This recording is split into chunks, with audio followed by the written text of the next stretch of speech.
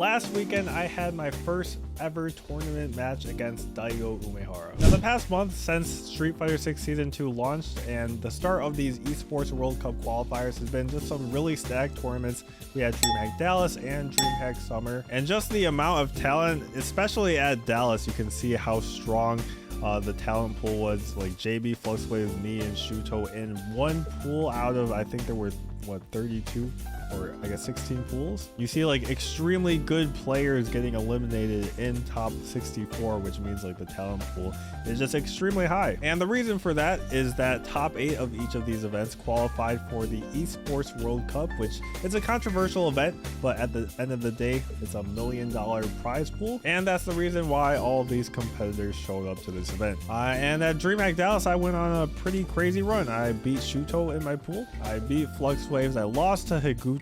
That put me down to loser side of top 24. And then I beat Kwano, beat Fudo, lost to Problemx 2-1, one spot away, actually 1 round away from making it to the top 8 and qualifying. And if you might have noticed, Daigo actually was not in the brackets for Dreamhack Dallas because he was having some visa issues, if I recall correctly. So Dreamhack Summer was kind of like a redemption for me.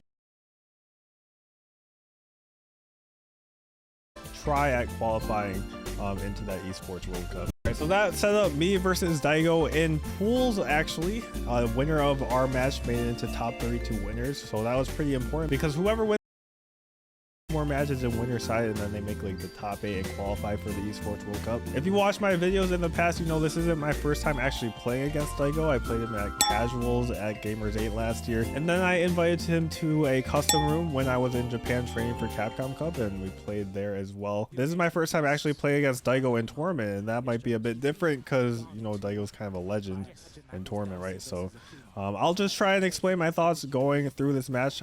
There obviously got the throw anti-throw option with the jump medium punch. Went for the fireball. He actually got a jump in there. I guess he did jump air fireball. The forward medium kick kind of stopping my approach, getting a counter hit. I wake up with a super. The reason I wake up super instead of EXDP, like you might think, is because you actually get Oki after the super. I didn't actually mean to burn out there, so this round's kind of done.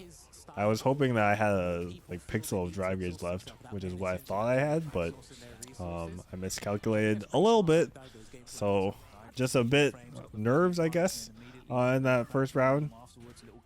Or I guess like, yeah, I just wasn't playing the best because I didn't notice my drive gauge. He's using that forward medium kick a lot. I can whiff punish it with crouch medium punch, but it's very hard. He's trying to do that move to beat a driver's check. I'm just trying to get a hit confirm into the level 1. And right now I'm having a lot of trouble finding my way in. He got a whiff punish and then he got a back throw. Good crouch medium punch from me though. And yeah, I'm just trying to find my way in once again. He's getting closer to the corner. So if I can push him there, it might be a bit easier for me to try and get some damage. But he actually drive rushes right when I jump in and gets a drive rush on my whip heavy punch as well. And that's definitely dead. So something I noticed after the match, not really during, was that a lot of his drive rushes I feel like we're getting through, and I probably should have focused more on checking them. But I just wasn't really thinking about that as much. So I went back to character select to think about it a little bit more because I didn't want to just rush into it and just lose the exact same way. I wanted to play a bit slower in neutral and just kind of walk around more. I feel like the main reasons I lost were that like he kind of side switched a few times, right? So I actually got to check on the drivers right there. Backdash my throw. So I haven't really gotten good guesses on my offense. But I went for the throw again. I didn't think he would backdash again. And I could have comboed there, but was scared for the DP. Go for the bait there and beats the drive reversal. That would be like a DP or anything. So I'm not sure actually why he decided to drive reversal right there. I feel like the reason you would do a drive reversal instead of an EXDP is because the risk is less, right? Because you take a bit less damage, but in that situation he died anyway, so I'm not really sure I see the reason. Yeah, I'm just so focused on playing footsies, I think, that I wasn't really paying attention to his drive rushes. Anti-air on the demon flip. And I just need one more. And that's why I went for that parry right there, because I knew that I was going to get the level 3 into the kill. I mean, there's just not that much risk, right, to tapping parry right there. So I just figured if this hits, I get the level 3 and kill. And if not, then oh well, we still got a level 3 and plenty of chances to actually land it. Get the low forward. He takes the throw this time. I actually get a jump in over his fireball. Pretty lucky. And I was +5 on that. Makes my stand medium punch actually safe to drive reversal. And I'm actually able to get an optimal punish into the level 1. Just need one more round here. And then we're through to winners top 32. Don't check the drivers right there. EX fireball, get a throw. And he actually backdashes again. I didn't expect him to backdash. I thought maybe he would press a button. And I think that jump may have cost me the round that I did right there. That's probably a mistake I shouldn't have made again. It's kind of what lost me the first game too, I think, was doing those jumps. But I guess I won the first round, right, off of a jump. But it's just like a huge risk. And it's actually still winnable. I just need one hit. But then I didn't really notice how much drive gauge that forward medium kick was taking.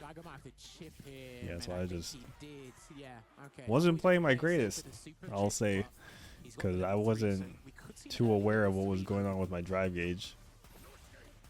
And yeah, those drive rushes, I'm just not checking them. So he keeps doing them. I'm sure if I checked them, he would stop. But I was just not ready for those. Good reaction on that, but I've lost so much drive gauge up to this point that it's looking pretty rough. It's okay if I can get the level 3 because it's a backwards super input, so I can actually react to a DI. I think he's actually respecting me a lot because I can like heavy punch in level 1 as well, and I'm almost getting my drive gauge back. So I've got a lot of drive gauge to work with. Can store behind my EX fireball. Spend 2 stocks right there. Get a throw. Get another throw. I waited for an EXDP because, you know, Daigo and his Umehara use. But I actually, right there, I thought I tried to level 3. So I guess I did the input a little bit too slow, and I was in the down. And he did basically what I did. I don't think he could have killed if he drive rushed again, so he just stopped it here. I think maybe he thought this was going to burn me out because last season it was, but maybe he just forgot. But either way, it's looking really rough. If I can find a heavy punch or something into level 3, I can actually win, but unfortunately, the forward medium kick just really oppressive, and that neutral actually went over my fireball. And so you don't always clutch them out. We got to the last round, I guess, but Daigo ended up beating us. And we dropped to losers. We beat this Jamie player named Wonderboy, who actually beat Valmaster. So we made top 32. And then we lost to Armper. That one was last round as well.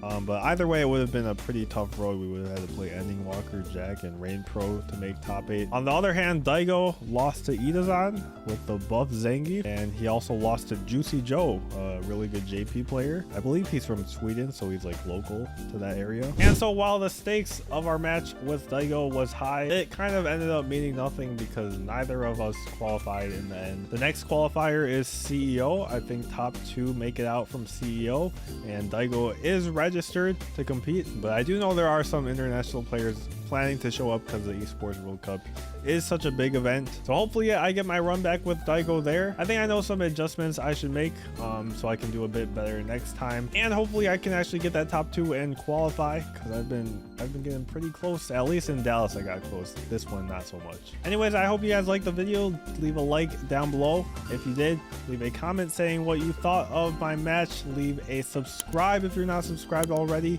Really helps the channel out a lot when you guys hit that red subscribe button, and I'll see you guys in the next one.